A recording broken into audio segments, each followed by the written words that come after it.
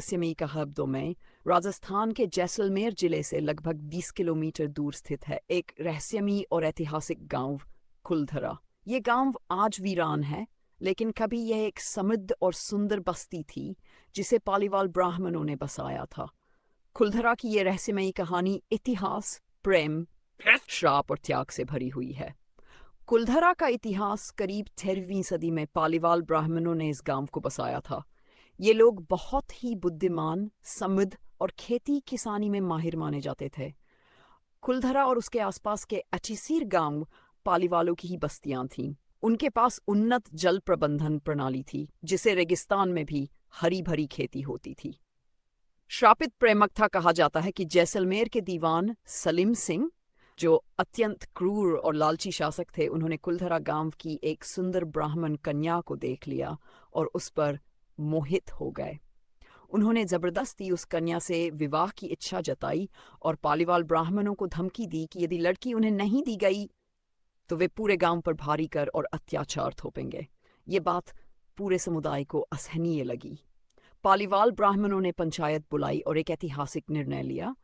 रातों रात पूरा कुलधरा गांव खाली कर दिया गया और ऐसे पीर गांवों के लोग भी एक साथ गायब हो गए। किसी को ये नहीं पता चला कि वे लोग कहाँ गए। जाते जाते उन्होंने इस भूमि को श्राप दे दिया कि यहाँ कोई दोबारा बस नहीं पाएगा। रहस्य और डर आज भी कुलधरा एक वीरान गांव है। वहाँ के खंडहर, टूटी हुई हवेलियां, मंदिर और गलियां इस बात की गवाही देते हैं कि वहाँ कभी जीवन था, परंतु अब वह जगह एक डरावनी जगह के रूप में जानी जाती है। स्थानीय लोगों का मानना है कि आज भी वहाँ रात के समय अजीब अजीब आवाजें सुनाई देती हैं और वहाँ आत्माओं की उपस्थिति महसूस होती है।